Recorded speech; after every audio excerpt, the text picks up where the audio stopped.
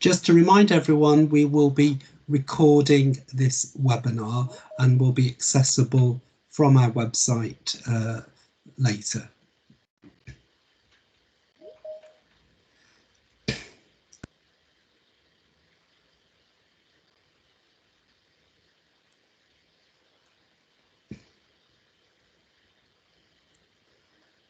Okay, well, good evening, everyone, and welcome to the BACFI Young Bar Committee and Employed Bar Committee of the Bar Council's event this evening, Demystifying the Employed Bar. What does an employed barrister do?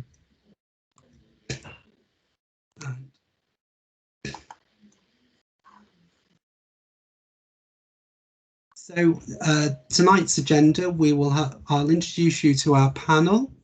I'll talk a little bit about BACFI. What is an employed barrister? And then each of our panel members will talk about what they do, how do they get to their present role, and any career tips. And then we'll have a question and answer session where you can ask panel members any questions that you've got. And on tonight's panel, apart from myself, Ian Brooks-Howells, we have Charlotte Pope-Williams, a Senior Associate at Pinson Masons Solicitors, Patrick Rappo, a Partner at DLA Piper UK Solicitors, Gaynor Wood, a General Counsel at CLS Group, a financial services company, Andre, a Senior Crown Prosecutor at the Crown Prosecution Service, Michael Harwood, a lawyer in the Government Legal Department, and Sahar Faruqi, partner at DAC Beechcroft. I've also got a very special welcome to the Right Honourable Lady Rose of Colmworth, who, as you know, has been recently appointed as a Supreme Justice, so many congratulations to Lady Rose, and she's also kindly accepted honour of being Vice President of BACFI, so it's really good, Lady Rose, for you to join us tonight. Thank you.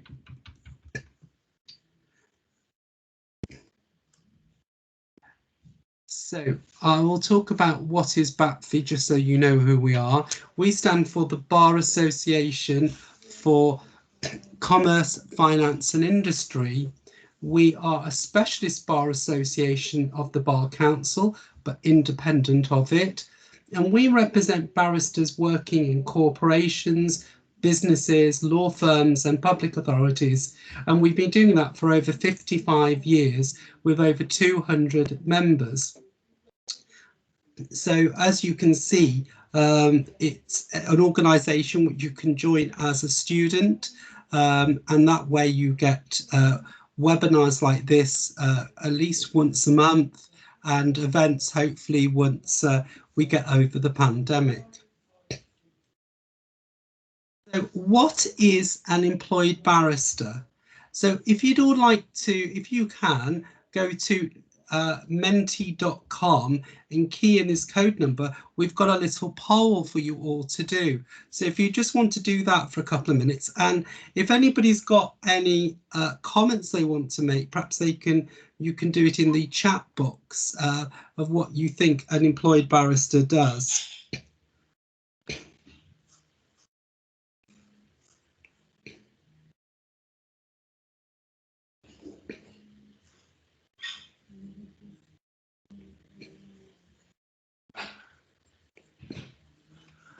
And then Sandra, our administrator, will reveal the results, won't you, Sandra?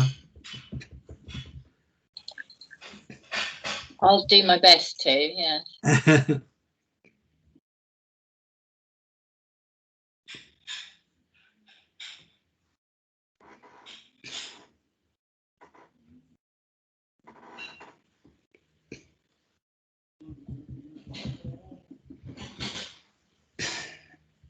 So, Sandra, how many people have voted so far?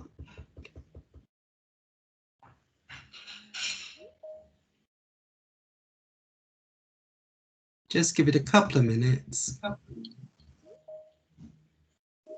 I have about 20 so far. Yeah, I'll just give it another minute.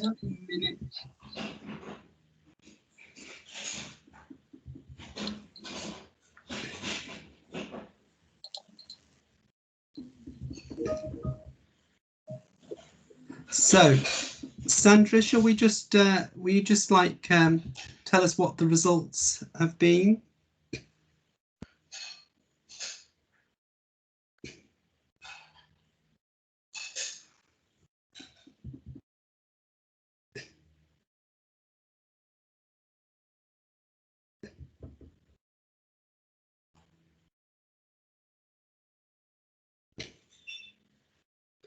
And on to the next question. Would you be interested in a career at the employed bar?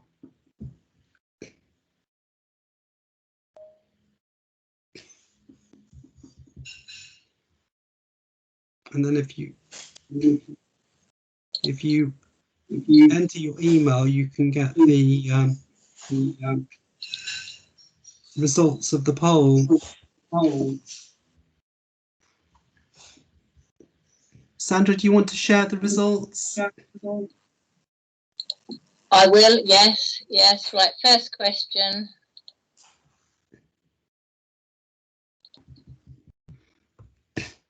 Is 27 people went for D. We had 1 for A and 3 for B and 0 for C in that one. And the second one, I've got 31 would be interested.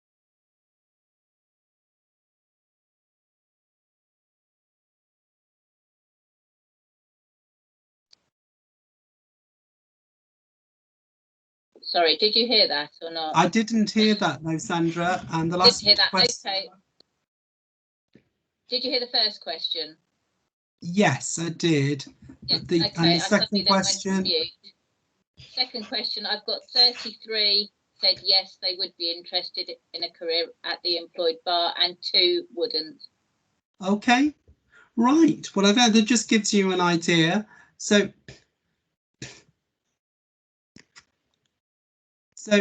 what is an employed barrister? Well, 20% of barristers in England and Wales are actually employed. Increasingly, the opportunity to keep pupillage at the employed bar opening. Employed barristers provide specialist legal services to their employer, employers, clients and public.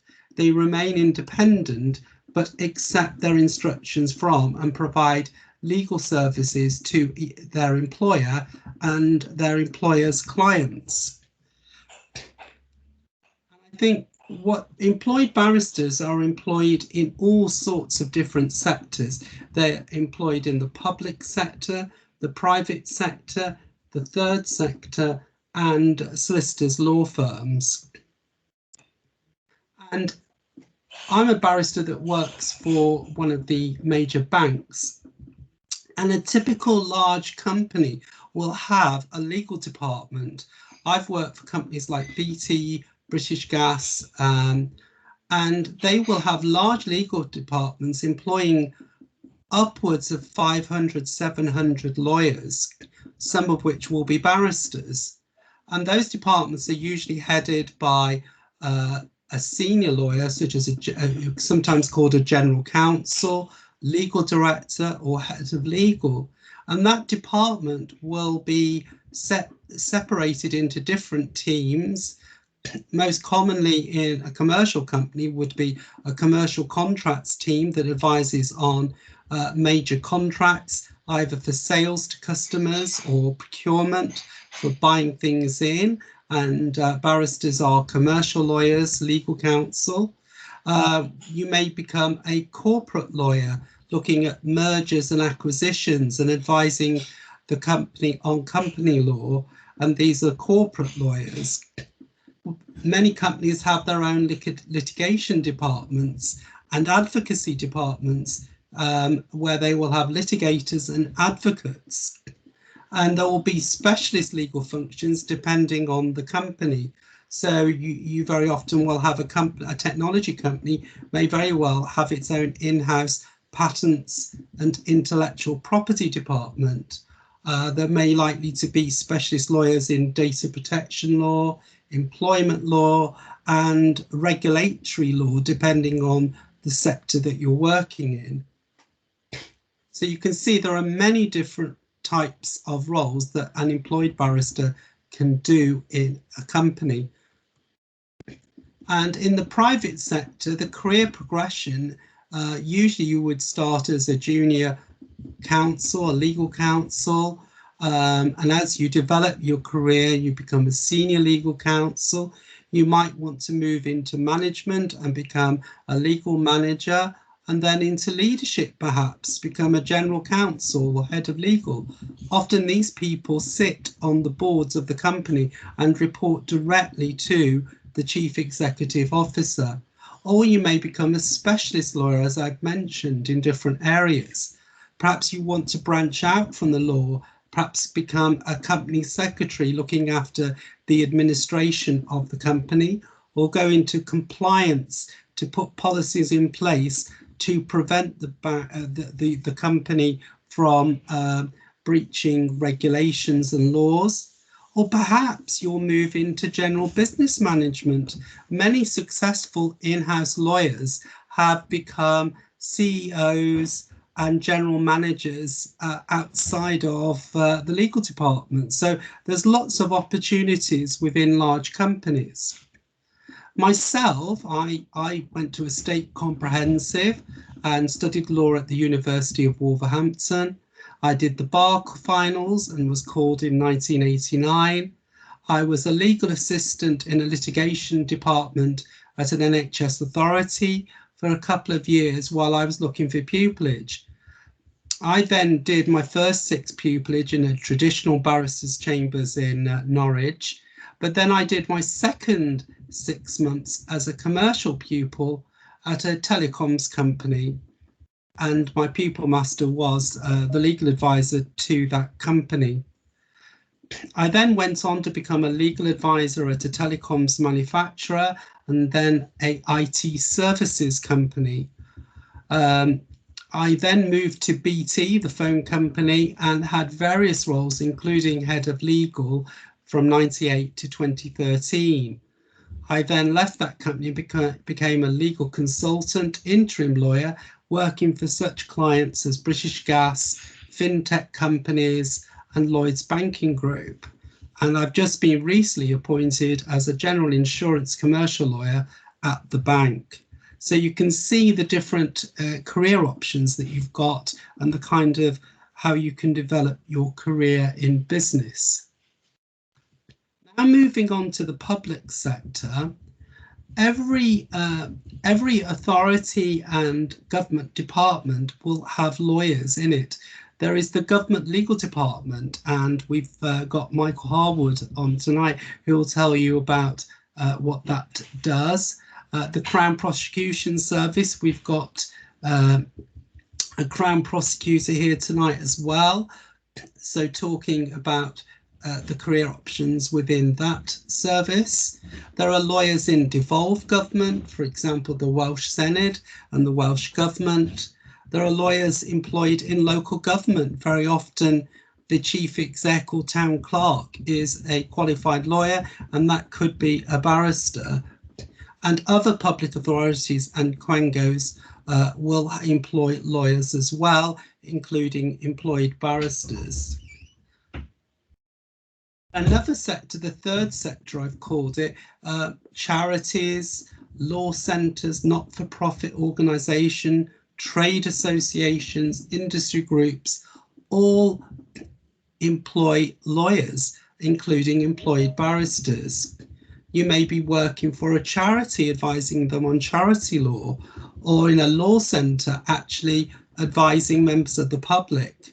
Or perhaps you work for a not-for-profit organisation such as the National Trust, or you're in a trade association advising members, different members of that trade association on law, etc.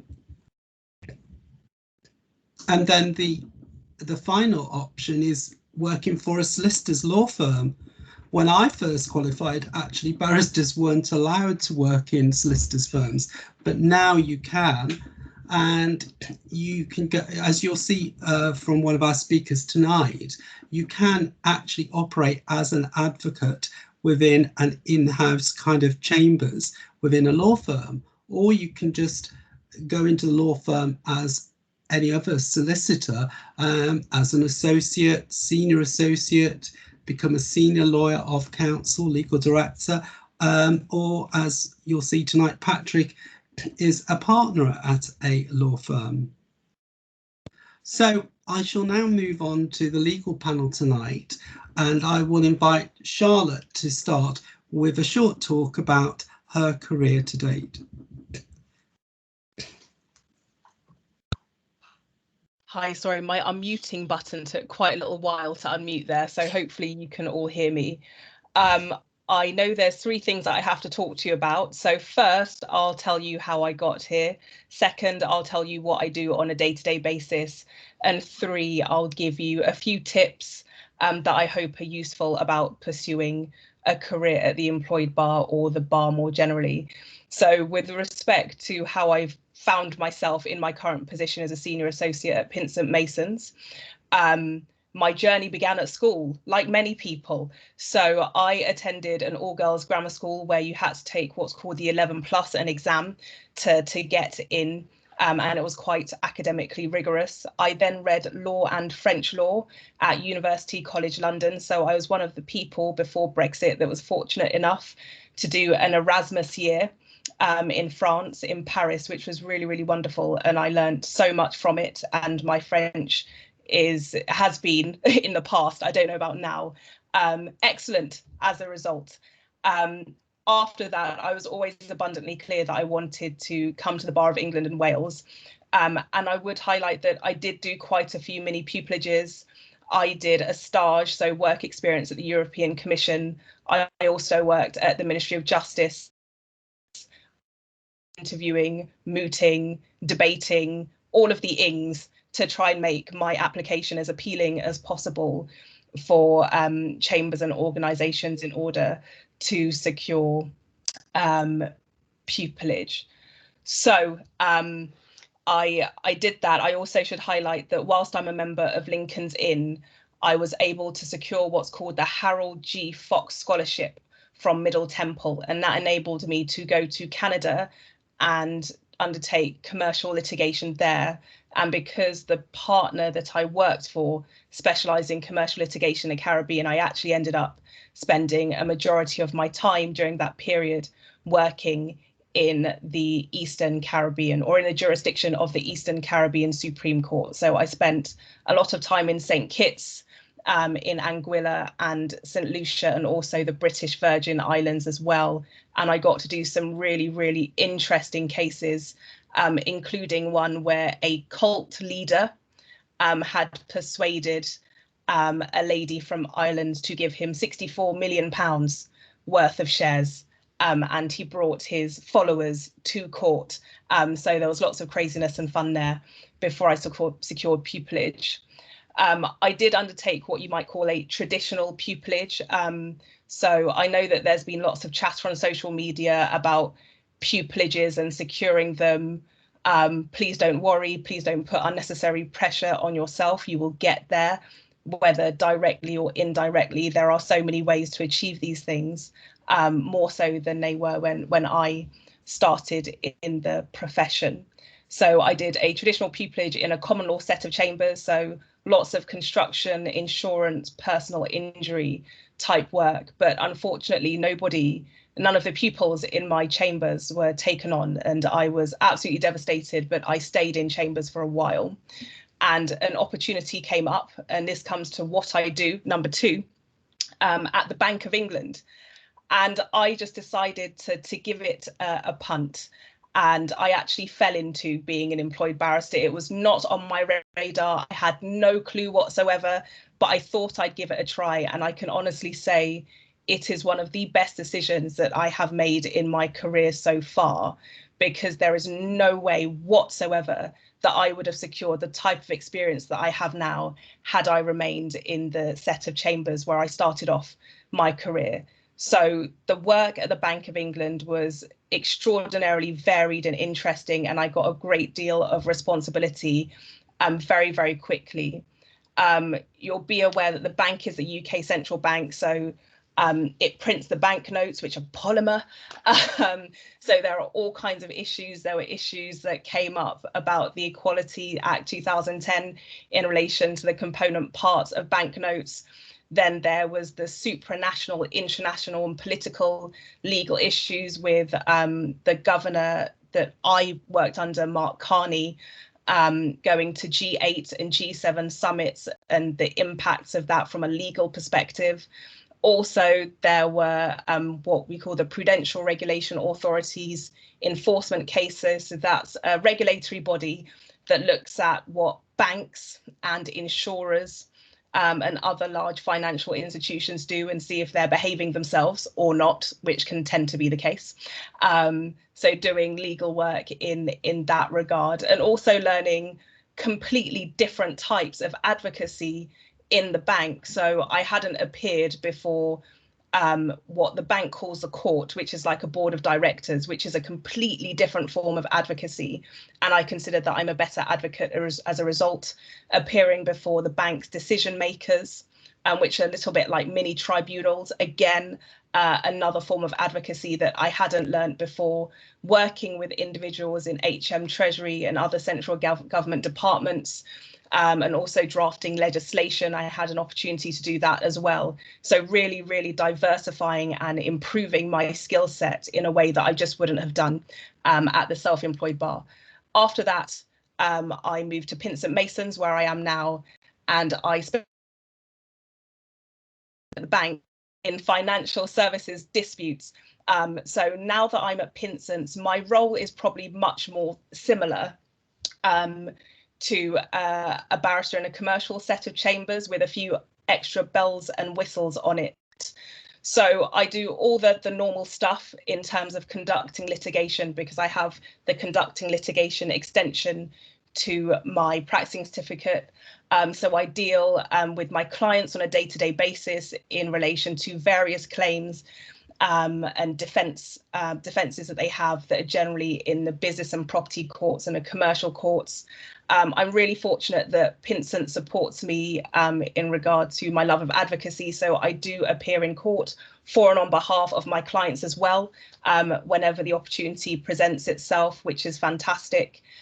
So in a sense, I get that hybrid role. I get to do lots of the solicitor things, but I get to do lots of the barrister things as well. So at the moment, for example, today, I am drafting an application to strike out someone's claim that we say is absolutely terrible, to try and save the client, and I will be able to see that process all the way through. So doing the drafting and also going to court, because it's more effective for me to do so because I've been involved in the matter from the very, very beginning. Also, being in a law firm means that I get to do, again, sort of probably cases above my station, as it were. So lots of multi-million-pound disputes in a way that I might not get that same exposure at the junior end of the Self-Employed Bar. So I get to interact with some of the brightest legal minds, top QCs on a daily basis, and that in turn sharpens my mind, as well as having an absolutely amazing team around me. And it's really nice to have a PA. It's really nice to have private health insurance, dental insurance, money off so many things. I can't really list them here today, but there are lots of perks. Paid annual leave is always very, very nice. And interestingly, at Pinsent's, as you raise up the rank, you get more annual leave. Whether you have the opportunity to use it is something else. So that's a really, really quick tour de force of some of the things that I do on a daily basis, but I would be happy to answer questions afterwards. With respect to my top tips, I was really reluctant to get a mentor for a very long time in my career, because I found, certainly as a Black woman, I got put in a lot of boxes, or people assumed that things about me, things about my socioeconomic background as regards the help and support that I needed. But I would really, really, really champion getting mentoring, whether informal or formal, to support you through your journey, to the bar. I would also really encourage you to do your research. I've been interviewing people over the past couple of weeks, and it makes such a difference if you've done that research into the job that you're applying for, or pupillage or work experience that you're looking for. And the final tip that I would say is, please don't feel constrained or yet let other people define your potential. There are so many fantastic careers at the bar.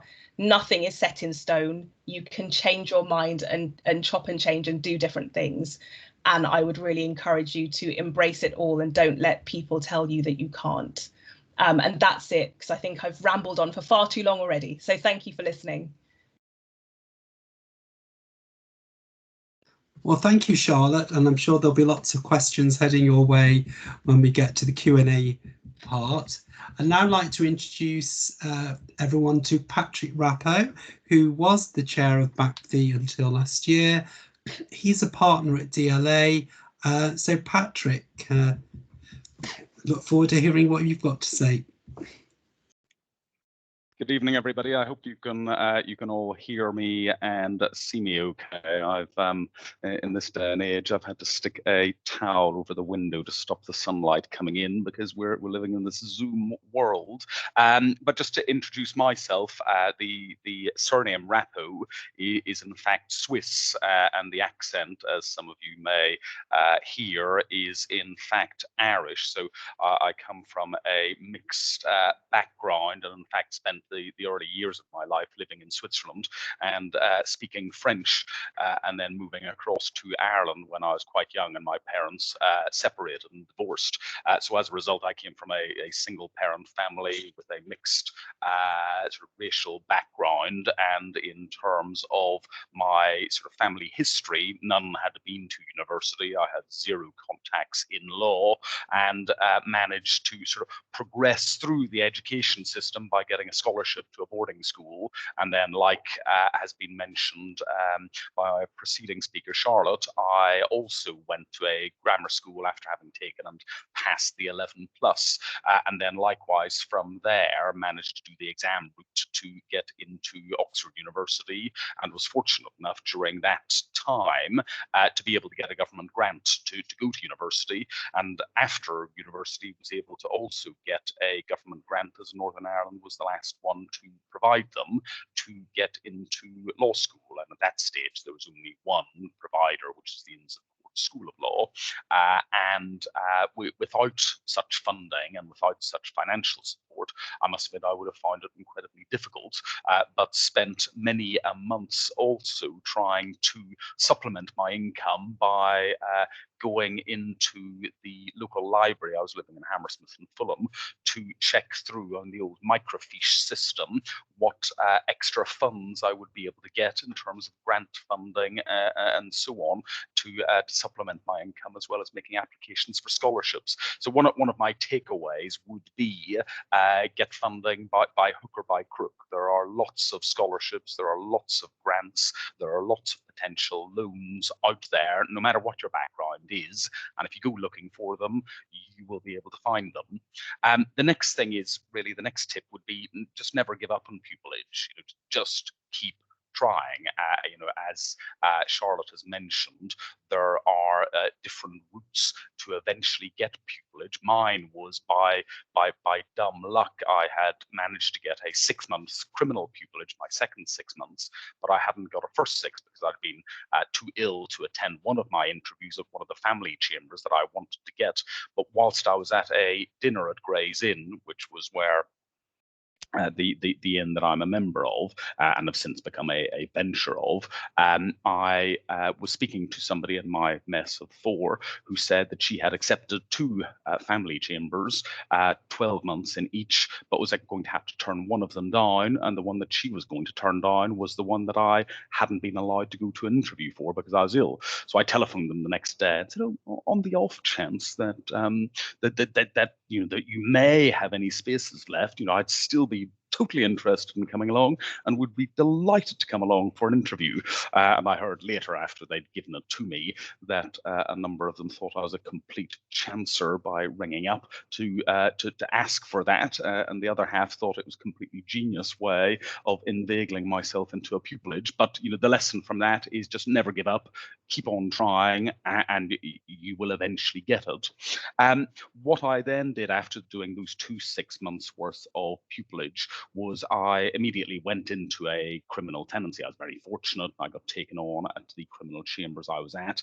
I found that family law, albeit interesting, always had both parties were incredibly irritated at the end of any proceedings, whereas at least in criminal law, there was one side that was generally the victor. And after I started in criminal chambers, going to the magistrates' court, progressing up to the Crown Court and bigger cases in the Court of Appeal, doing advocacy in court, doing trials, doing advice, writing advices, drafting advices, and so on, advising in conference. I thoroughly enjoyed all of that work. However, a lot of it was publicly funded, and as a result, legal aid cuts were coming in, and they have been going on for a number of decades. So I took the view that I'd need to become incredibly specialized, as opposed to being a criminal generalist, as I in fact was, doing everything from sex, drugs, rock and roll, and so on. So I decided and took the decision to move across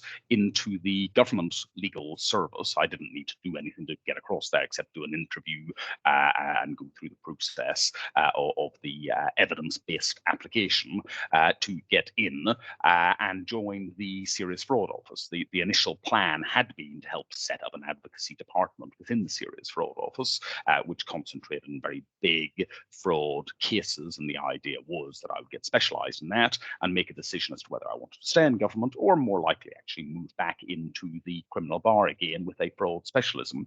But when I joined there, actually, as Charlotte has mentioned in terms of her experience in the bank, was just how fantastically interesting the range of work was and just how much you could do. It's a completely different lifestyle. As a barrister in chambers, you're largely working on your own with a small team of people, working often with QCs if you're more at the junior end, or becoming a silk and having juniors if you progress through it. Within the government legal service, you have a big team of admin staff, not just your PA, but you will have lots of others working there with you.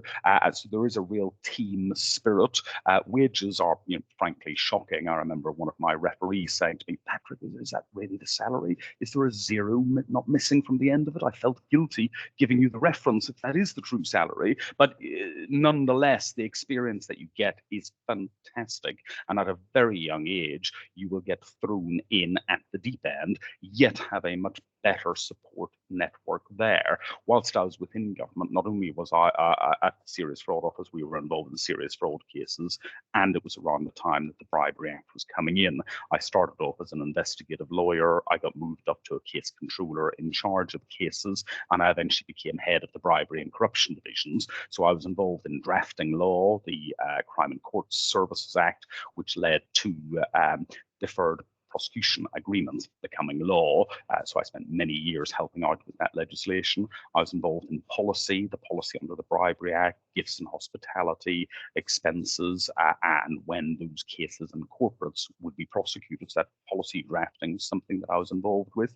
And I was involved with enforcement, chasing down some of the biggest companies and biggest offenders across the world. Rolls-Royce was one of my cases, ENRC, GlaxoSmithKline, so huge corporations that were potentially involved in criminal conduct. So in getting involved with the investigation, the prosecution of them, and the appeals, or in certain cases, the settlement of cases. So fantastically interesting work, and again, something which is very good for junior lawyers to get involved with. Many barristers in chambers will often come across and do secondments to gain experience in the FCA, the Financial Conduct Authority, the Crown Prosecution Service, the CPS, or the SFO, the Serious Fraud Office.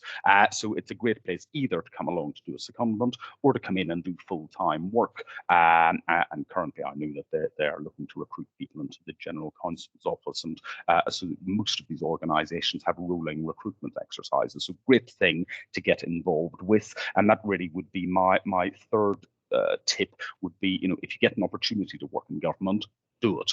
Because if you're bright, if you're hardworking, you will get thrown work to do, because if you're willing to do it, you will get to do it, and you will get to do it at a very young age.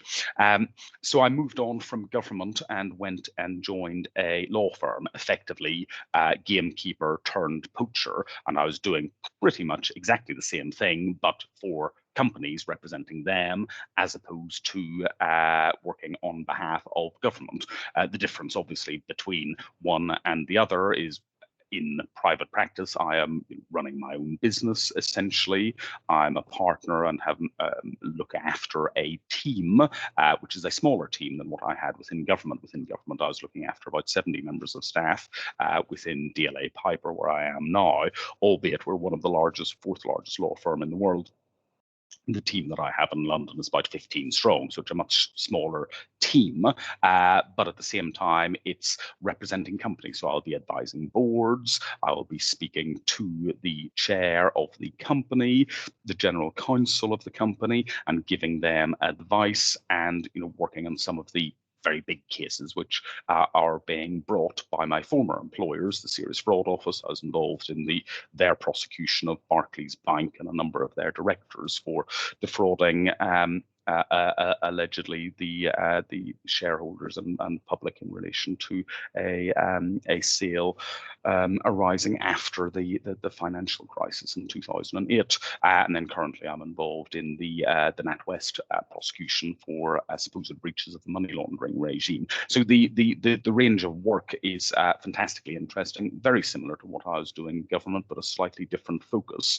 And again, I see regularly applications. My fourth tip would be, just if you don't get pupillage, if you don't get a tenancy, if you don't get the job that you're looking for, just do anything legal that you're interested in. Do paralegaling, do case reporting, do anything which has a quasi-legal element to it, such as attending at a free advice law centre of some kind, to get that experience, because it looks fantastic in your CV. Do pro bono work, do stuff in relation to death row prisoners in the Caribbean or the US or wherever it may be. Looks great on your CV, will bring you fantastic experience in terms of dealing with people, and is something which shows that you love the law and you want to do it. And really my sort of 5th, 6th and 7 points are really just to sort of conclude things, are really just make sure you join societies like BACFI and others, so that you get those contacts, so you get those mentors that Charlotte was talking about. The 6th one would probably be just to continue networking. The more people you meet, the more experience you get, the more things that you see, and the more contacts that you have for the future. They may not be mentors who guide you, but they're people that you can get in contact with and say, hey, I'm interested in this. Could you point me in the right direction? Could you point me to somebody who knows a bit more about it, and that I could discuss it with them? And really the final point is, throughout all of the stresses that you will undoubtedly face throughout your career, just never give up and enjoy it. The whole idea is to have fun. There's 101 things that you can do within the law, and if you don't land on the thing that you think you really want at the start, just make sure that whatever you do, you enjoy it, you get on with it, and then you use it as a stepping stone and progress in the different areas which are available to you. So that's my tuppence worth. So I'll pass you back to Ian, and then he can lead you on through the rest of our guests this evening. Yeah, thank you, Patrick. Very interesting and diverse career as well, really, with the different things that you've done. Right, now on to something completely different. Gaynor Wood, who's a general counsel for a financial services company. Gaynor, I hand it over to you. Thank you, Ian.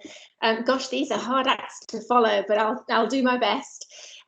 So I guess I'll stay with the structure that Charlotte and Patrick have gone with. So when I think about my career journey, I think probably what I would say is there's been a healthy undercurrent of just give it a go and see how things work out. I think at school, if I think back that far, which is a long time ago now for me, I had a friendly teacher, an English teacher, that, you know, suggested that perhaps law might be a good option for me, and that really kind of sparked my interest. But I think, similar to what Patrick was saying, no one in my family had really ever thought about any kind of vocation like that. No one had ever really thought about going to university. And so we really kind of, me and my mum and dad at the time, really muddled through trying to figure out what I needed to do and what direction that needed to go in. And certainly when I look now at my two boys' university applications and their journeys, what's clear to me is that kind of further education advice was not really my school's strong point. So I knew I was interested in the law, but, you know, how was a working class girl from a very small part of Manchester going to even start that? So I applied to a few universities, but my predicted grades let me down. So I ended up going through what was then called clearing. I don't even know if it exists now, certainly not in that form. And I got a place at Buckingham University, which was a very small university. It was a private university at the time. I think it's much bigger now. And I got onto a law degree, which was fantastic.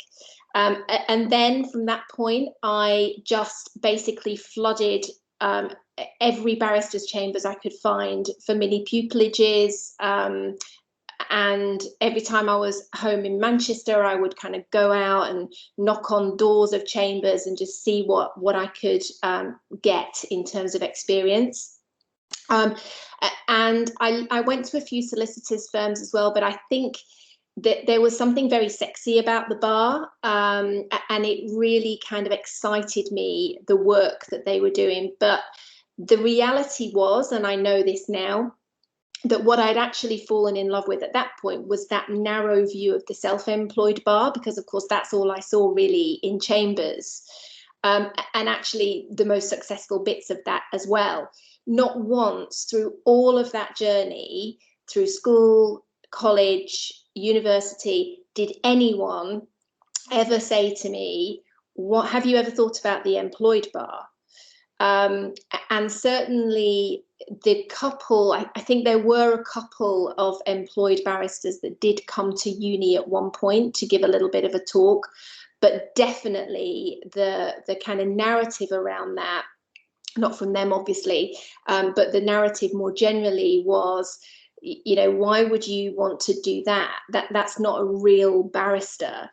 You don't have to wear a wig and gown. You know, why would you want to do that? So anyway, cut a long story short, I applied to pupillage, and I wanted to be in London, so I, you know, decided to go down that route. I had so many interviews. I mean, I was so well practiced in the art of interview, it was untrue. And actually I was about to give up, and a friend, I remember distinctly sitting on my friend's bed saying, "I am not going to this interview. It's absolutely pointless. I've had enough. I've been to so many. I've been knocked back too many times now." And she said, "Just go to this one and then don't go to any more." So I did. And guess what? I got it. So obviously I felt as though the pressure was slightly off. At that point, it was an unfunded, very traditional 12-month pupillage in London. So it was, you know, trying to really save up and work through that 12 months and really, you know, have not much income at all. I got a little bit of money in my second 6, but it was not very much at all. So when I was in that kind of second 6, that was the time that I really started to take a bit of a breath, I think, and think about the, you know, what else is on the table as a barrister, because it can't possibly be all this. It's a legal qualification. It has so much more to offer. So what else could I do? So I, not knowing really what to do and not having any contacts at the employed bar, I actually spoke to some legal recruitment agencies just to really see if they could give me a bit of broader view. And the result of that was that they came back to me and said, look, we've got a role at JP Morgan, and it's in the equities team, and it's a contractor role. It's for 12 months. Do you want to give it a go? And by that point, I knew that I didn't really want to stay for tenancy. I'd kind of been on too many early morning trains up to Birmingham to do, you know, a 5-minute hearing and really not getting much money for it, just expenses. And I really didn't feel that the experience I was getting at that time was really, you know, interesting me. So I took a punt to steal Charlotte's line. I had no idea what I was doing. Honestly, no idea. I didn't know who JP Morgan were. I didn't know what equities were. I'd never heard of a trading floor really. And so I literally was terrified the first day that I turned up. But I thought, let's give it a go. I learned a lot from that environment. It was really daunting. It was really loud. It was exciting. It was really challenging. I got shouted at quite a few times by traders on that trading floor, which made me think twice sometimes. But I knew that I literally knew nothing about banking. And at that point, my work there was primarily transactional. I was so junior. I was doing a little bit of drafting, looking at some kind of terms and definitions and how to kind of structure transactions. But there wasn't really any legal analysis. And I think that's the one thing I worried about, that I was falling into that trap of, well, I don't feel like a real lawyer. Because I wasn't really doing legal analysis. I was really just using my skills to draft. So I looked around for another role. So I stayed for the year and actually could have stayed beyond that, but decided I would look around for a role in a legal department. So at JP Morgan, I'd actually been sat on the trading floor. And then something came up at Banque Nationale de Paris, as it was then, BNP. Sorry, Charlotte, if I just killed the pronunciation. French was never my strong point. I was super junior there, but it was a really small department in London. The bigger piece was in Paris. And I really had a lot of opportunities to be thrown into the deep end and really take the lead on some things, which was great. Again, I'd say the legal analysis piece of it was not majorly heavy. There were a few opinions that I would read from time to time and how they would apply to transactions that we were doing. But it was still fairly heavy on the transactional side. But it was interesting. And the rest of the team in London were all solicitors, so I wasn't with any other barristers. So I stayed there for about 3 years, just after it merged with Paribas, and then moved offices. And I thought, you know, now's maybe the time to move. And a friend of mine had moved to a German bank, so I decided to go there, to Deutsche Bank. And again, I was in the legal department, but I was actually supporting the FX trading desk. So more and more, I'd kind of expanded every time I'd taken a step in a slightly different direction. I was doing more complex work there. There was a much bigger cross-jurisdictional nature to this role, as there is in many banks, but this one in particular was because I was looking at FX transactions all the time. I was working with a lot of local lawyers at Deutsche. That, you know, there's a huge legal team globally, so there were lots of people that I could work with on a day-to-day basis. The one thing that really came home to me during that time at Deutsche was your clients are always on your doorstep. So there is no one there to shield you. You can't really hide behind the phone. You actually kind of integrate yourself into the business because you have to understand the business in order to be able to advise on different legal aspects as well. So that was a real eye-opener for me, and I felt like I really grew hugely there. And then again, you know, I stayed there for quite a few years.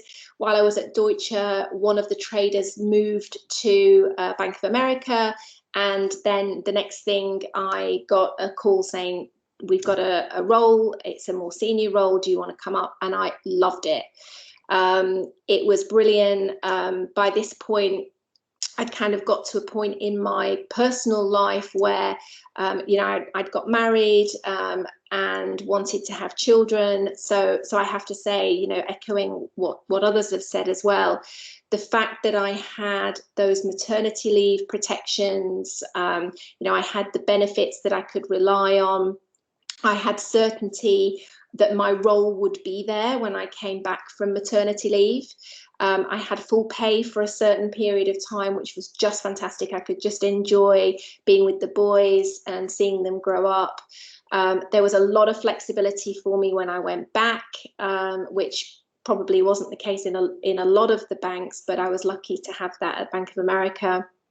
So I moved to a 4-day week for a while and had plenty of flexibility to work from home if I wanted to. And I loved it, really loved it. Went through the merger with Merrill Lynch, which was, again, you know, another thing to really see from a legal perspective, and super interesting. And I was there about 7 years-ish. And then I got a call from a headhunter to join a company called CLS as the head of London Legal. And I kind of was like, well, I've heard of CLS, but I've got no idea what they do. But this role was going to be a massive change. It was going to be real leadership and real management. I mean, I'd managed a little team before, but this was, you know, being the head of the team on an official basis. So after 3 years and quite a few promotions in between to managing director, etc., I then became general counsel. The opportunity came up for me to do that. So that's where I am now. So a bit of kind of take a chance when it comes and just give it a try, because you never know what's going to come. So then if I kind of move on to what do I do today? So I'm sure that no one, probably apart from some of my colleagues on the panel, will have heard of CLS. It's unique. We provide FX settlement services. So we were launched in 2002, and basically we take it so the banks trade foreign exchange transactions, and then they need somewhere or somehow to ensure that if they pay money out on one side of that transaction, that the other entity does not go bankrupt before they pay that money in. Of course, you can't stop that. So the only way we can really protect those funds is by safe settlement, and that's what we provide. It's essentially a kind of an approach to multilateral netting and settlement that allows members to have complete certainty that there is finality in their payments and that they wouldn't be clawed back in an insolvency situation, so they don't lose that settlement that they were due to pay. So we have an awful lot of clients. We have 70 members, most of whom are the world's biggest financial institutions. We've also got more than 24,000 third parties that we don't contract with directly, but they come through those members that are members of the system.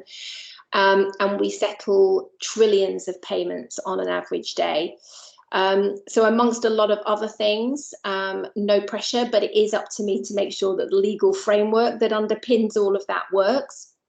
And it's complex. It's challenging. It's stressful, no doubt about that, but it is fascinating. Every morning when the settlement activity happens, because it happens within a certain time period in the morning, I'm looking at my phone constantly to make sure that, you know, no one's gone into insolvency, that everything is working fine, that there are no issues that we need to deal with from a legal perspective. And then once that settlement period is over, I can then kind of turn to the rest of the day, and that can bring anything. So I would describe my role as anything and everything that comes through the door, really. So I'm responsible for a team of 15, which I know is not huge for a financial services type firm, but we're a relatively senior team and we try to keep as much work in-house as possible. So the lawyers get a broad remit of work. I have one other barrister in my team and the rest are solicitors in the UK. And then in the US, which is where the rest of my team sit, they're all from law firm backgrounds. In the organisation, we have a handful of lawyers that don't sit in legal, so I am not responsible for them, but they sit in compliance and in the chair's office. I think there's only a handful of them globally. And I don't think any of them are barristers, no, I'm pretty sure they're not. So that's kind of interesting, and that just kind of goes to show you, as Ian alluded to, that there are lots of different areas within organisations and industry that you can go into and look at. And as Ian also kind of mentioned, often what happens in industry is that lawyers will specialise. So I do have that with my team. So I'll have a lawyer that covers the vendor relationships. I'll have a lawyer that covers employment matters and a lawyer that covers finance issues, etc., etc.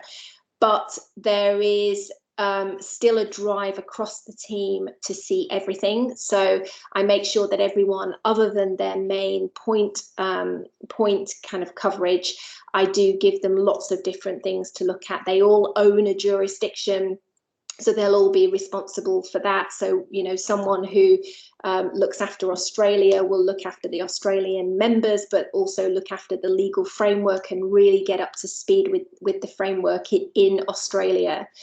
And also importantly, look at and be on top of when changes are being proposed to legislation in those jurisdictions, and get very involved in those as well. I still get involved in all of that day to day, but I'm also a member of the Executive Management Committee, so I report directly into the CEO, and I also have a line to the chairman of the board, who I speak to a lot. And ultimately, I'm responsible for managing all the legal risks in the group. So that's the Swiss company, the UK companies, the US companies, Tokyo, you know, Hong Kong, wherever it may be, that there's a whole raft of them. And as a result of that, before COVID, I traveled a lot. So I was always joking that most of my paper-based work was kind of done at 30,000 feet. And that's really how it felt. My day is a mixture of advising the business, the board, CEO, whatever it may be, all different divisions, whatever comes up. I do some what I would loosely call lobbying, so talking to regulators, talking to lawmakers in different jurisdictions about how a proposed change is going to impact us, and how that's going to impact the financial markets and financial market infrastructure and the ecosystem more broadly.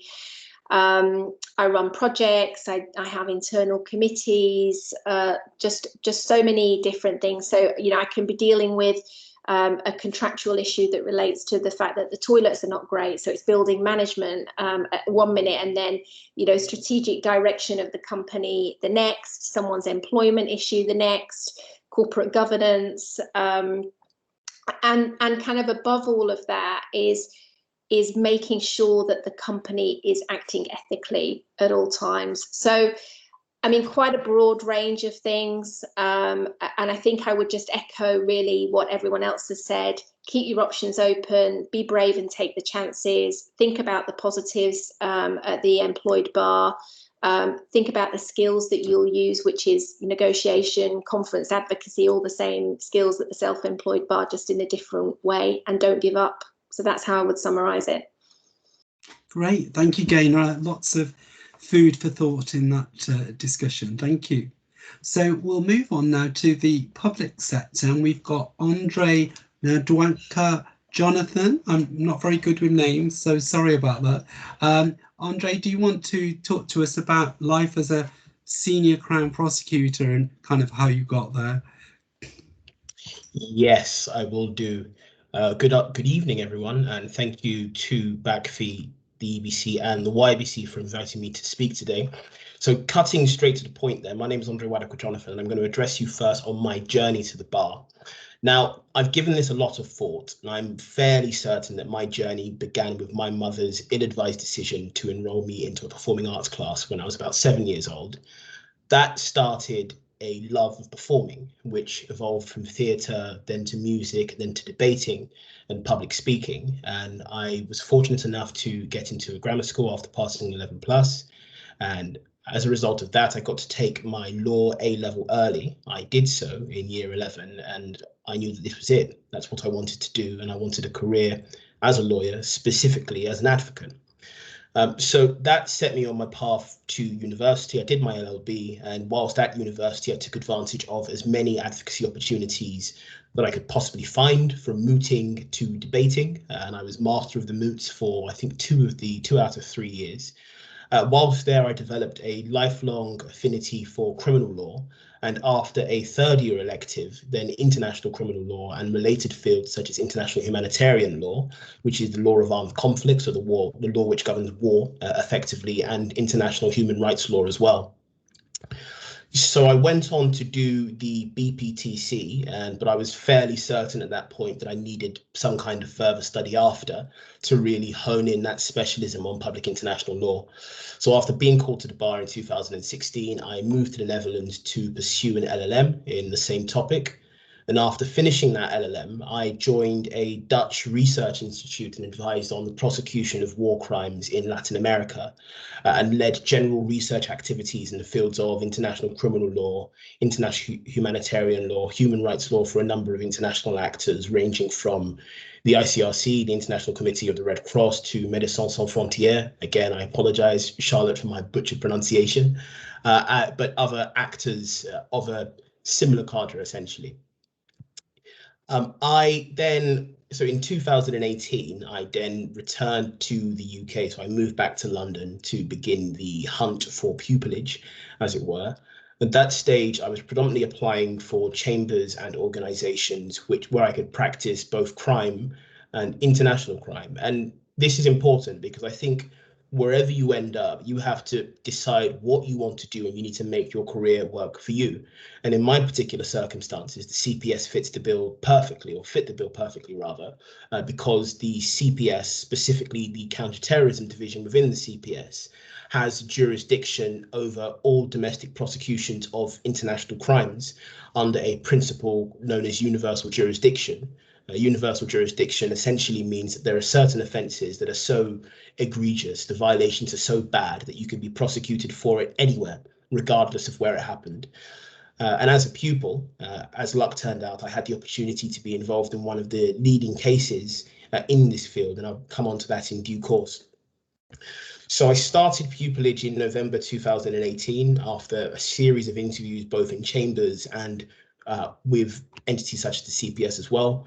I was fortunate enough to get it in my first cycle. When I started, it had all the hallmarks of a traditional pupillage. It consisted of 2 6s. The first 6 you're predominantly shadowing, and the second 6 you're on your feet and dealing with your own cases. And again, due to the same traditional hallmarks, I was drafting skeleton arguments, I was drafting indictments, putting together various legal applications, opening notes, and the kind of things that you would expect from a pupil barrister anywhere, essentially, at the criminal bar at the very least. But I was also starting to get engaged with CPS-specific review work as well. So that included liaising with police officers pre-charge and actually advising on investigative leads, advising on how to actually build a case to prove the bare elements of the offence in question. And then also, once you have the material, making a decision as to whether or not you're actually going to charge the case. So looking at whether or not the actual evidence is there for the full code test to be applied, this being the test that we apply in order to make charging decisions in cases, and whether or not it's in the public interest to actually proceed with these cases. And I think further to that, given the size of the organisation, I was also able to start tailoring my pupillage towards my wider career objectives, namely working in international crime and transnational crime. And I did so through secondments internally and eventually externally as well. So within the CPS, during my pupillage year, I spent time with the Rape and Serious Sexual Offences Unit, where I am now, actually. the homicide unit, the counterterrorism division, organized crime, extradition. I was at the Attorney General's office, I dealt with international crime, special crime, general Crown Court work, general magistrates court work. In essence, I spent time in every tier of criminal court in the country, ranging from the magistrates court right to the Supreme Court of the United Kingdom. To give some highlights of that particular period, when with the counterterrorism division, I was involved in the most significant prosecution of a far-right extremist group since the 1960s. I was involved in the aforementioned universal jurisdiction case as well, which went to the Supreme Court, which was a case against the former First Lady of Liberia, rather for allegations of torture, which was said to have been carried out during the Liberian Civil War in the 1990s. With the extradition unit, I appeared on behalf of Spain, Poland, Portugal, and a number of countries under the European arrest warrant scheme and extradition proceedings. And then in my second six as well, I had the opportunity to do a secondment to Chambers, where I was able to practice there as well, so acting as external counsel, prosecuting cases around the Southeastern Circuit. I was noting junior in an attempted murder, and I assisted defense in a murder case at the Old Bailey as well. Eventually went on to qualify in November 2019, and upon qualification or successful completion of pupillage, you're appointed a Crown Prosecutor within the CPS. So from there, I near exclusively prosecuted youth and adult cases in some of the most heavily listed magistrates' court in London, and subsequently had extensive experience preparing and presenting Mags Court and Crown Court work across the wider Southeastern Circuit as well. As of October last year, I was promoted to a senior Crown Prosecutor. So in that capacity, it was more litigation focused and advocacy focused. So I moved to a Crown Court team where I was a lead lawyer on Operation Venetic. This was an NCA-led investigation into international drug traffickers, which was facilitated by encrypted telephone devices, rather. And Operation Brightly as well, which was an NCA-led prosecution into international money laundering cases between the United Kingdom and the Middle East. I've since now moved on to the RASO unit, as mentioned, dealing with specialist prosecutions on serious sexual offences. So in terms of what life is like, or what it means to be an employed barrister within the Crown Prosecution Service, I think one important thing to note is that when you join the organisation is that the line is actually quite blurred between traditional solicitor and barrister functions. And I think this is something which has been quite a common theme across the presentations that you've heard today from the rest of my fellow panelists. So to give an example, when I joined as a pupil in the legal trainee scheme, as we called it, I was doing my training alongside trainee solicitors, the only distinction being that my training was 1 year as a pupil and theirs was 2 years. But we were both doing advocacy, i.e. appearing in court in our second sixes or when appropriately qualified as far as they are concerned, and litigation, the general review work as discussed. As a Crown Prosecutor, again, both solicitors and barristers fulfilling exactly the same functions. Some are doing advocacy only as solicitors, some are doing advocacy only as barristers, some are doing litigation only as either capacity, and some are doing both. Senior Crown Prosecutors as well, often litigation only, but some do both. And Crown Advocates, so specialist Crown Court advocates, where you exclusively do advocacy. And again, solicitors and barristers filling exactly the same role. Essentially, there's something for everyone. And I think this is, again, a common feature within the employed bar. It's such, perhaps, an underutilized part of the profession where there really is ample opportunity if you know where to look and if you're willing to look. So to conclude with some very brief career tips, because everything that can be said has been said, but I would say that I started to see a difference in my applications and the kind of response that I was getting in interviews. In particular, when I stopped spinning the narrative that I believed that the panels wanted to hear and started telling my own story instead. And that's not to say that you need to wax poetic about every struggle that you've had, but you need to, I think you have to be able to understand and communicate your motivation for the particular role that you're applying for. And I think this is something which is a common feature, not just of our profession, but I think every profession and every interview that you ever go for. And for me, I always guide my answers by what I call the three wise men. So why this, why you, and why us? So why this in this context is, why do you want to be a barrister? So you have to understand what it is about this profession that makes you a good fit. You have to understand what it is that a barrister does in that particular context, be it in commercial practice, in criminal practice, be it as a Crown prosecutor, be it whatever else. So you have to do the research to understand what it is that they do and why you want to do it on that basis. So what is your motivation? Why you? So why would you make a good barrister? What experience do you have personally that would make you a good barrister? And I think, again, this ties to your understanding of what it is that a barrister does in that particular context as well. Because if you know what a barrister does, then you know what experience you have marries up to the same core criteria or the same core factors that you've seen in barristers in whatever capacity. And finally, why us? Why this Chambers? Why this organisation? So what is it about what they do in particular that really draws you in? And again, you can then tie this back to your experience as well. So again, I started to notice a real difference when I stopped coming up with banal responses to these questions and started using them as a platform to actually talk about authentic personal experience and support my assertions. And ultimately, it is about supporting assertions because it's an evidence-led profession. So everything should be supported by evidence, even at the earliest stage. And ultimately, I think particularly in the application process, there's so much that you don't have control over. You don't have control over the quality of the applicants. You don't have control over the mood of the person who's reviewing your application and myriad other factors. But you do have control over the narrative. And I found that there are a few things that are more compelling than a story well told. And on that note, I can see that Ian has popped back up, and it's timely as ever because I am finished. So thank you very much for listening, and I'll hand back over. Well, Andre, that was really fascinating with the broad range of work that you've done, and as you say, the international side as well, which people don't always think about. So that's certainly something to think about, isn't it? So thank you for that. Thank you.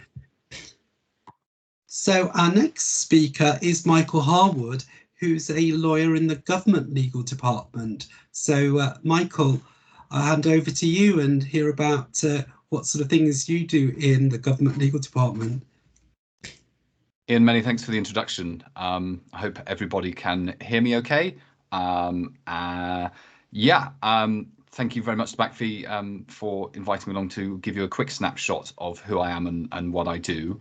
As Ian says, I'm a lawyer at the Government Legal Department.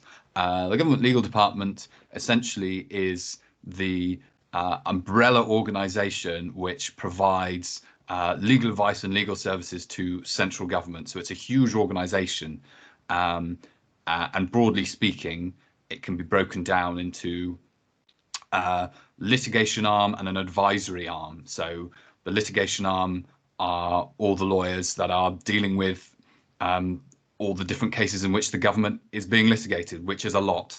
And then you have the advisory arm, which are lawyers which are generally co-located with central government departments all across Westminster and the rest of the country, providing legal advice to the civil servants, policy officials, ministers within all those different departments. So that is a very, very broad explanation of what GLD does. I hope when I start to take you through some of the different roles that I've done, you'll get a bit more of a sense about what being a government lawyer is like. And I've been fortunate enough that in the relatively early stages of my career, I've sort of bounced around and done quite a few different roles within government. I will keep my journey into law pretty short because it's pretty unremarkable and gives me more time to talk a bit about more what I do. I decided to study law because I thought it was a career that maybe I sort of fancied having a go at. So read law at university, and whilst I was there, had some success at national level in some mooting competitions, and that sort of gave me that thirst for advocacy, which I think you've sort of heard about from some of the other speakers already, which was enough to convince me that I thought maybe having a go at the bar was quite a good idea, contrary, would you believe, to the advice I was given by my university careers advisor.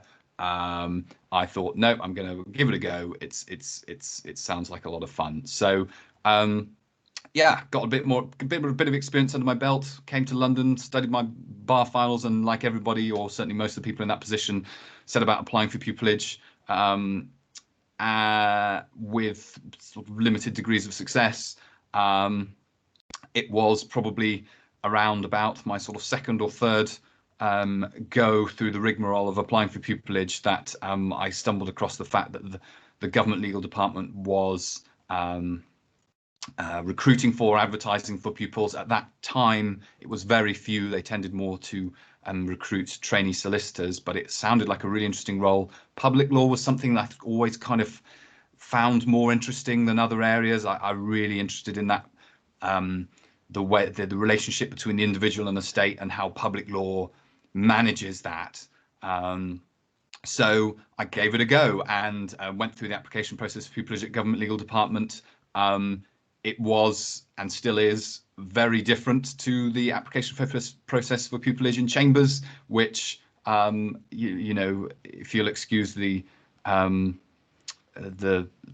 my bias, I still find the chambers application process to be fairly arbitrary and opaque, whereas certainly the process that I went through was refreshingly different. It was a lot of competency-based testing, online testing. It's not for everybody, but at that time I found it to be, as I say, a refreshing change from endless form filling and sort of thumb twiddling. So made it all the way through that process and was eventually offered pupillage with the Government Legal Department.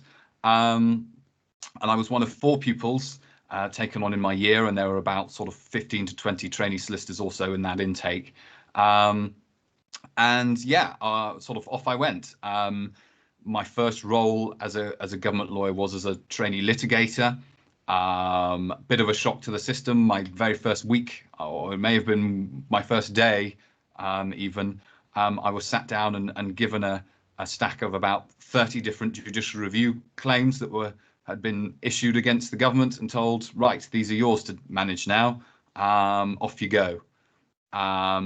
Obviously, I was incredibly well supervised and managed, and actually what was initially sort of quite a daunting task proved to be really interesting, engaging, and obviously manageable for me at that very early stage in my career. But incredibly interesting, really from the outset, being given a lot of responsibility, and that is a trend that has continued sort of throughout my career in government, being given a lot of responsibility from the get-go, which can feel daunting, but the support is so important, and it really makes you feel valued, and it upskills you, I think, very, very quickly.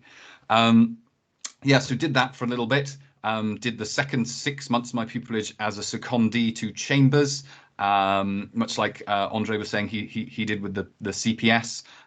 So I was seconded to a set of chambers that had a number of different public law practicing barristers in, got to get involved with a lot of their cases, really, really interesting stuff. Did a couple of cases that went up to the Court of Appeal. And then I was also instructed in my own right to appear on some applications for permission to judicial review, which was really interesting, proper advocacy in the tribunals. So I tended to do those once a week during my second 6, which was a lot of fun. After finishing pupillage, I then was posted as an advisory lawyer at the Department for Communities and Local Government. And that was at a particularly interesting time for that department, because it was shortly after the tragedy of the Grenfell fire, and there was a policy group that had just been established there to respond to some of the issues that arose from that, not least the inquiry, but also a sort of a more forward-looking piece around what the department's response is going to be in relation to other at-risk buildings around the country. And you may have been hearing a little bit more about that in the news over the last couple of weeks. So it's been a really long-term ongoing project. But at the time that I was there, it was a brand new policy team that needed some legal advice on really what the immediate options were going to be about identifying and managing these other potentially at-risk high-rise buildings. So again, something very, very new for me. Building regulations was not an area that I had any experience of, but like with a lot of the roles that I've done across government, they upskill you very, very quickly. and with the sort of the basis of the sort of the public law knowledge that I'd acquired at that point, I was able to give some advice with support from more senior lawyers. So that was very interesting. After that, I took up a post again as an advisory lawyer at what was then the very new Department for International Trade, which had obviously been established after the Brexit referendum, whose chief goal really was to become the sort of the policy arm of developing Britain's trade policy, which up to our exit from the EU didn't really kind of exist, because as part of that block, it was mostly all kind of taken care for us. I think maybe across the whole of government, there were previously 2 trade lawyers before EU exit, and then the department had to very quickly build up a strong policy team, and they were supported by a team at the time I joined of around 50 trade lawyers, of which I was one. Again, came into that department with absolutely no knowledge of international trade law whatsoever, but as is becoming a quite familiar pattern, with the base skills that I had, they were able to sort of bring me up to speed with the knowledge that I needed very, very quickly, so that I could start providing advice on things. And I ended up doing some really interesting stuff there, particularly around the establishment of the UK's trade disputes body, which was being set up at that point to manage disputes over issues that arise in future trade agreements, and also providing some advice to some of the policy teams around actually what those trade agreements are going to sort of look like, and get those over the line in a very short space of time. So that was a really interesting role as well. After that, I was at HM Treasury, which is the role that I've held for the longest period of time until very recently, and that was providing advice in relation to financial sanctions, anti-money laundering, and counter-terrorism.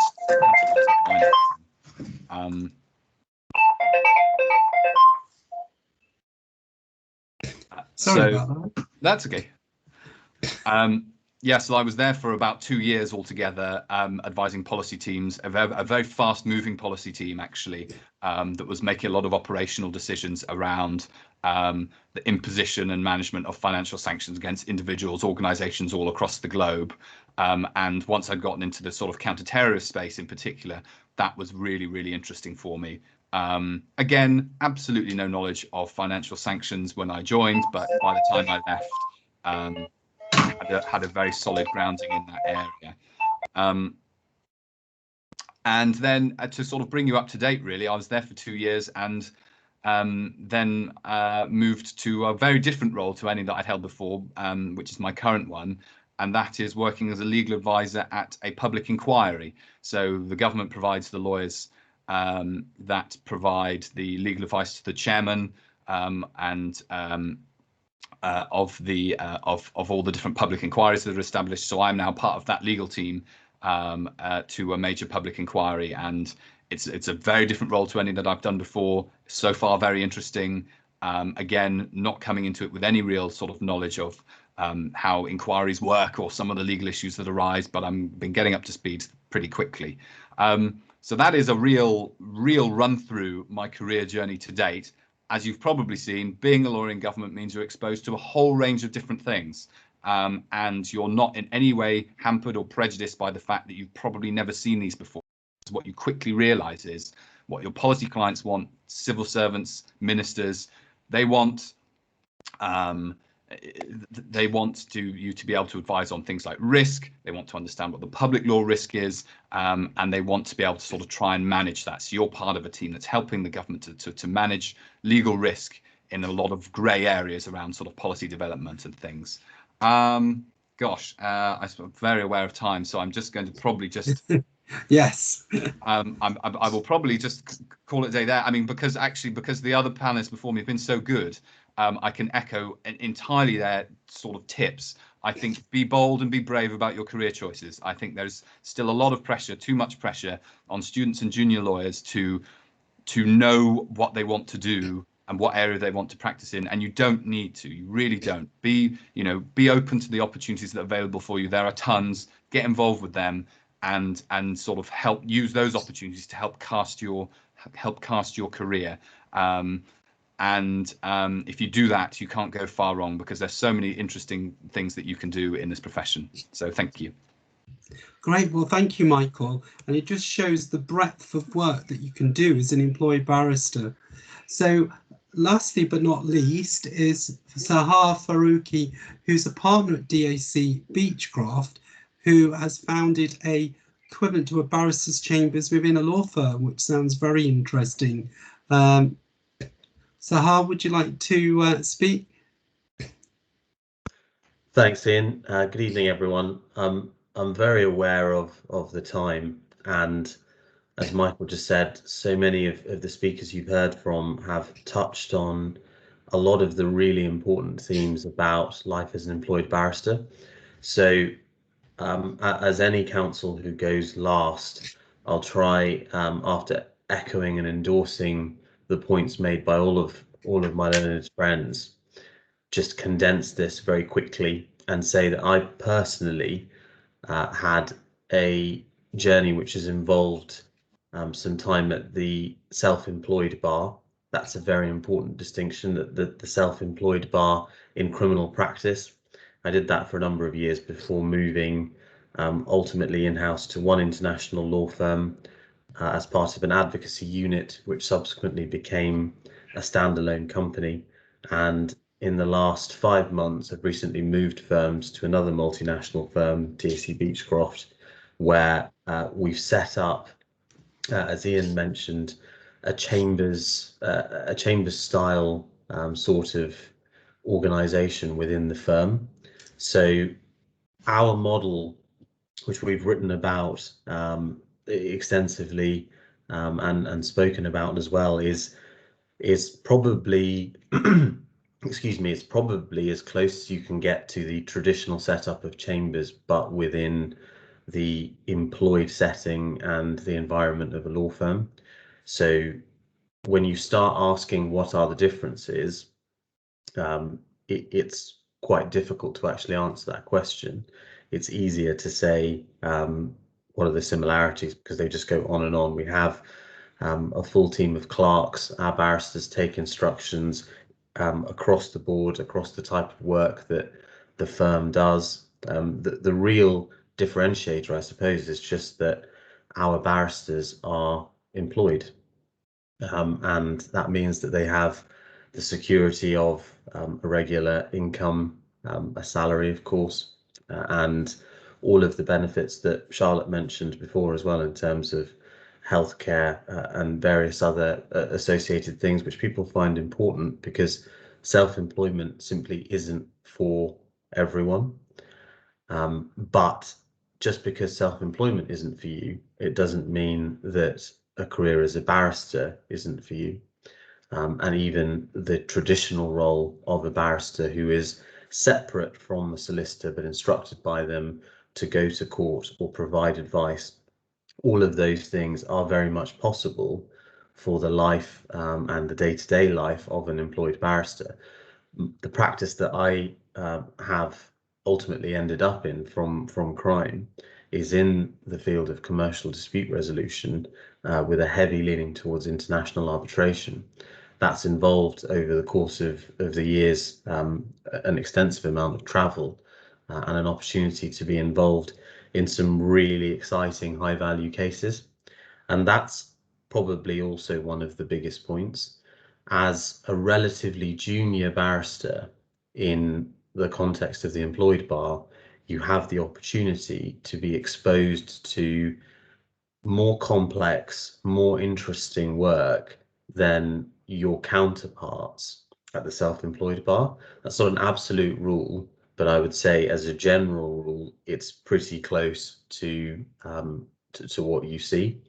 It means that you get instructions and opportunities to do advocacy work that is reserved for people who are much more senior than you, which means that the time you spend either in court or before tribunals is against opponents who have a decade or so's experience on you, and you up your game that much faster, you learn that much faster, and that is a product of being in an environment where you're employed. So your colleagues recognize this person has been employed by our firm. They're on our team. We are paying them to be here, and we believe that they are smart enough. They might need a bit of guidance from us, but we'll give them the brief that we would have otherwise given somebody outside the firm who's 10 years senior to them. So there's this enormous escalation, and that's something which is really quite exciting in the early and mid years of your practice to see that kind of opportunity. And I'll just stop there because I can see the time that I haven't had Ian pop up. I think those are the things that I would add to what the speakers have said. Yeah, well, thank you for that. And also, you've got a seminar coming up with us in July where you've got more time to talk about your particular firm and with your partners. So that should be a really good opportunity for people to perhaps understand in a bit more depth how it all works. So I think that should be really interesting, and details will be on the BACFI website for that event. So thank you. So if people don't mind staying on, we can perhaps have some questions in the next 10 minutes. You can either ask questions on the screen or you can ask questions verbally. You just need to unmute your line. So are there any questions?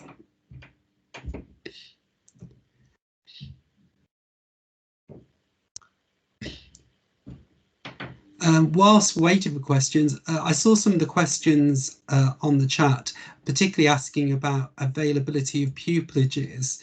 I think, as was mentioned, both the Crown Prosecution Service and the Government Legal Department offer pupilages. There are less opportunities to do pupilages in the private sector, but there are some organisations that do it, and Sandra, administrator, can provide a list of pupillage providers, and I think the Bar Council will also be able to help you with which companies offer it. So it is worth looking into. As I said, I did a commercial pupillage myself, and I learned so much in that second 6 months. It was really great experience. Ian, to say that at my previous firm, we set up a pupillage program. I'm a pupil supervisor myself, trained 2 pupil barristers who are now in practice themselves. And we're currently going through the process at my new firm, and we're not alone. There's a number of firms. It would surprise you, actually, the number of firms that do offer pupillage. The Government Legal Division and the CPS obviously have large pupillage programs as well, so it's more and more common. Yeah, which is great, isn't it? Because that opens out more opportunities. So that's great. Thanks for that. Are there any questions? I'll just have a look at the chat. What? Let's see. Victoria says, what percentage of applicants to the bar are accepted, please? I don't have that information to hand. Does anybody else have that information to hand? What training and development do you Patrick? No, I was just going to say that generally I think the in terms of bar school places, there's about 5,000 bar school places across the different organisations, and I think ultimately in terms of tenancies and pupilages, I think there's something like 500 pupilages are given out on an annual basis. So it's quite an attrition rate to get down to that number. And then obviously tenancies in chambers as a result of those 500 sort of pupilages ends up, I think, being around the 50 mark. So it's actually very small in total, which is why I think all of us have said, get out there and try different things, because you may and are unlikely to get it first time round. I was very fortunate that I went straight through without having any difficulties at all, which I think is at odds with everybody else who's on the panel here. So it is a tough ask. So those figures may be a little bit out of date, and I see that Charlotte's looking to jump in, so I'll pass over and she's got more accurate figures. Hi, Charlotte. Do you want to unmute?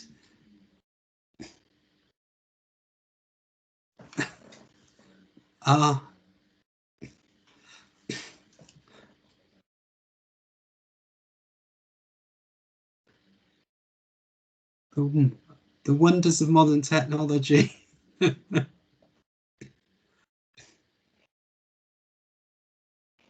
Are you able to hear me now? Yes, we can now. Lovely, Charlotte. Okay, so I was going to say all of the relevant statistics. A little bit faint. Sorry, I'm going to come really close to the microphone and hopefully that will help. All of the statistics available.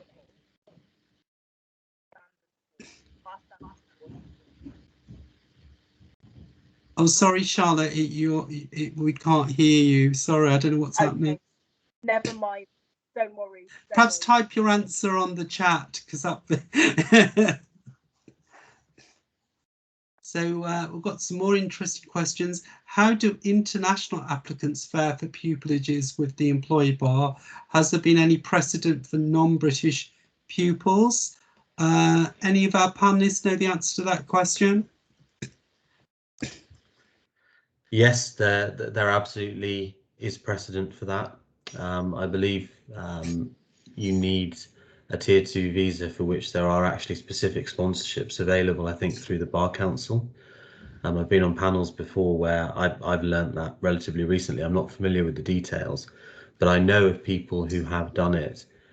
So it's entirely possible to do. But as you will have guessed from the answers to the previous question, it's an incredibly competitive marketplace at entry level. And so for chambers, I think they will take candidates from an international background who are completely exceptional. I think with firms who are more set up and more familiar with dealing with those things, and other larger organizations who are familiar with it, it's probably territory that they've treaded before, but it's definitely not without precedent. Right. Well, I think, Charlotte, yes, you. Can you hear me now? We can hear you. Yes, that's amazing. Good. Super. I was just going to say the Bar Standards Board has all statistics available on its website. So it's just a question of putting that information into Google, and just echoing what Sahar said, that there is precedent. Certainly, I know that in commercial chambers, and also particularly in organisations, when I worked at the bank sponsored people's visas so that they could undertake work in whatever part of the bank that they were going to work for, including in legal directorate. I think that employers are probably better set up, as Sahar said, to provide that type of support to people. As opposed to others. Sorry about the microphone hoo-ha before. Apologies. Well, that's great, Charlotte. Anyway, we finally got through, so that's good. Well, I think we are a little bit over time. I apologise for that, but I think we had such great speakers, of which I want to thank them all for their free time. And I also want to thank all the people that have attended tonight, and also the wonderful questions that have come through. We've got some interesting events coming up. On Monday, we've got an event looking at intellectual property law. Sahar's going to be talking about his law firm model that he has developed, which will be really interesting. And we've also got an event on equality and diversity coming up. So go to the BATFI website and you can register to attend those events. So once again, thanks to all our speakers, and thank you for listening, and have a good evening. Thanks. Bye. Thanks.